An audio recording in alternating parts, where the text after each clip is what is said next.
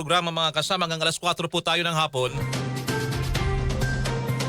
Samantala, bago tayo magpatuloy, abay nasa kabilang linya na ngayon. Makikumusta tayo dyan sa may bahagi ng Skyway, SLEX at Star Tollway. Si retired Major Leopoldo John Vitug Jr., siya po ang overall head ng Traffic Safety Management and Security Department ng Skyway. Kasama dyan yung South Luzon Expressway, Star Tollway. Dilan sa yung report na tanggap natin sa NLEX, abay halos may gitna halos 4 na kilometro. Yung tindi po dyan, yung Marilao hanggang northbound, ang build-up ng traffic. So talagang matindi na. Dyan sa SLEX naman, kuha tayo ng situationer. Retired Major Vitug Jr., magandang hapon po sa iyo. Radyoman Elmar po ito. Magandang hapon, Sir Elmar. Pakibigay ba kami ng report po dyan sa mga nasakupan po ng Skyway Corporation, sir? Yes, sir. For Skyway po, elevated and upgrade. Light traffic at napakabilis pa po ng mga andaloy ng trapiko natin. Sa Star Tollway, light traffic pa din po except for dito sa may SLEX, may area lang po tayo dito. Itong sa Calamba area, Sipit Bridge, meron tayong 2 kilometers na tail end ang traffic build-up. The rest po ng carriageway ng SLEX, napakaluwag pa rin po. Traffic build-up na sa may bagay na Laguna. Ano pong dahilan nito? Major Vitug? Yes, sir. Ito pong Calamba area natin, meron po tayo kasi ditong yung sa Sipit Bridge, meron po tayo from 5 lanes, nagkakaroon po tayo dito ng bottleneck kasi 3 lanes pa rin po ito. Kasi ongoing pa po yung widening dito at hindi pa po tapos. Kaya yun doon lang po tayo nagkakaroon ng traffic build-up. Aba, oo. Sa inyong pagtaya kaya, mga estimate nyo, magbabago pa ba itong medyo light lang na ilang lugar niyan sa Skyway, o SLEX at saka sa Star Tollway? Itong ganitong daloy ng trapiko o meron kayong inaasahan pa na talagang titindi pa yung build-up sa iba pang mga lugar na sakop dito ng Skyway Corporation, sir? Yes, sir. Maaga po, alas 3 lang ng hapon. Siguro mga na-expect natin kasi dito mga alas 4 ng hapon. Lalo na mag-uwian, ito yung usual na uwian ng mga natin, kababayan natin. Baka sakali bumuhos na po yung southbound natin. Sabay-sabay din kailang half day lang kasi yung ibang government offices kaya magbakasyon, pero yun nga mahabang weekend na. Oo. So yes, pagbalik po niyan, mga anong araw inaasahan nyo na muling bibigat po yung daloy ng trapiko, Major Vitug, sir? Mahahati po yan. In-expect natin po yan. Sunday ng magsiguro. Hapon din mag-start yan. Hapon, balikan na yan. Sunday ng hapon hanggang gabi po yan. Then Monday ng umaga, yung ibang hindi nakasabay, Monday na po. Isasabay na yun sa pasok nila sa Monday, ang pagbalik sa Metro Manila. Okay. Paalala po doon sa mga motorista, itong mga lugar na sakop ng Skyway Corporation, meron ba kayong mga dagdag dyan na mga tauhan po o kaya naman mga public service na inyong bibigay tulong din sa mga motorista kung sakasakali, sir? Yes, sir. Tuwing peak travel periods naman po, dinadagdagan natin ang mga tauhan natin tulad ng mga traffic enforcers, toll tellers at emergency responders para po makaresponde agad dun sa anumang insidente at mapanatili yung kaayusan sa kalsada. Nag-deploy din po tayo ng mga karagdagang na mga fire marshal, ambulance, QRT, yung quick reaction team po natin, towing trucks. Meron din po tayong mga tow trucks natin na pag-aari ng Skyway at SLEX na ito po yung free po yung towing.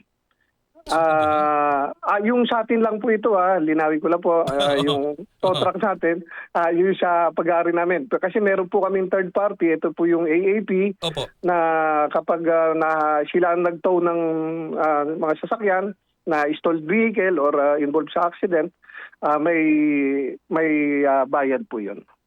Okay. So, yan lang po yung sa inyo. Kung available din yung inyong panghatak dyan, di po ba? Ganun po. Yes po, kasi ang po yan, kung sino pong unang makaresponde, kung sino yung malapit at makaresponde, swerte na lang po kung ang mag-responde agad yung sa Skyway at wala po silang babayaran doon.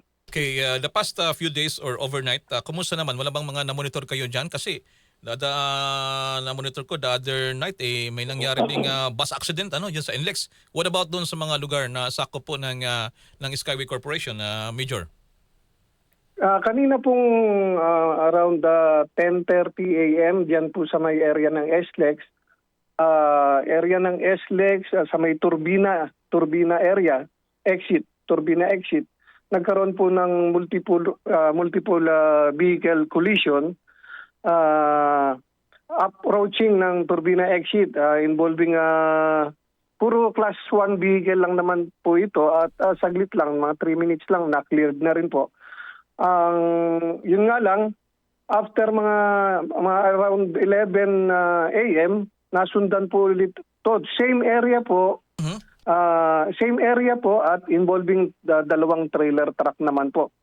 At immediately na-cleared din po agad pa kasi ayun ang ayun ang instruction natin na kapag may mga insidente tayo, mga aksidente, importante ma-cleared agad para hindi po humaba yung traffic build-up natin. Yun naman ang maganda, at least mabilis pala yung pag-responde ng inyong mga tauhan. May Yes, ka po, dyan, initial na datos or offhand kung halimbawa, usually pag ganitong mga Simana Santa, mataas ang bilang ng mga traffic incident, accident, ganun po ba? Compared na mga usual na mga hours lang or paano po? Initial mong assessment? Yung mga ganito po, inaagapan po kasi natin to Kasi pagka may mga ganitong mga insidente, kahit po stalled vehicle lang, pero kapag ang nasiraan ay class 3 vehicle, mahabang truck, mahirapan tayo malis, lalo yung ang involved dyan. Lalo na ang problema, yung mga stud bolt, hindi po natin agad mahatak yan at yung nawawala ng hangin. Kahit po may raker po dyan, hindi po natin matanggal yan agad sa lane. Kaya hanggat maaari, naagapan po natin yan ng mga kaya na marami tayong nakadeploy na tow truck para immediately maka-respond po agad. Alright, siguro mga paalala pa rin, although lagi rin naman kayo nagpapaalala, at least maganda rin yung paulit-ulit din yung ating mga reminders natin. Major June, go ahead po, mga reminders po natin, mga tips po. Go ahead. Salamat po. Thank you po, sir. Thank you po. Para na rin po sa kaligtasan ng mga motorista natin, ulitin ko na lang po na tiyakin po natin na maayos yung kondisyon ng mga sasakyan natin bago bumiyahe. Kabilang doon po, dapat suriin natin yung kondisyon na lalo-lalo na po yung mga gulong kasi marami po tayo. Ang causes ng pagka-stalled nila dyan sa kalsada, yung nasasabugan ng gulong at yung nag-overheat mga sasakyan. Isa pa dito, i-avoid po natin yung tailgating. I-maintain po natin yung safe distance para maiwasan po natin. Observe po yung speed limit at mag-stay po lang tayo sa isang lane hanggat maaari po. Kung mag-exit tayo, 500 meters approaching sa exit, dapat po nandirito na po tayo nakapwesto sa deceleration lane o outer lane. Huwag po natin gagawin na mag-exit po tayo tapos nasa inner lane po tayo. Posibleng yun po maging ang cause ng accident. Kung mangyayari po yun, baka pwede po na lagpasan na natin, mag-exit na lang, next exit na lang po tayo mag-exit para maiwasan po natin yung aksidente. Napakaganda pong mga paalala yan. Marami pong salamat, Retired Major Leopoldo June Vitug Jr., ang overall head ng Traffic Safety Management and Security Department ng Skyway. Kasama dyan yung SLEX, South Luzon Express at Star Tollway. Marami pong salamat, Sir June, at magandang hapon po dyan sa inyo. Thank you, sir. Thank you po. Thank you, Sir Elmar po. Okay, thank you din po sa mga paalala na yan. Magandang pagkakataon din sa mga panahong ito na minumonitor natin ang sitwasyon sa iba't ibang lugar sa Metro Manila itong panahon ng Simana Santa. Maraming pong salamat dyan sa inyo sa Skyway Corporation. Maraming pong salamat, Sir John.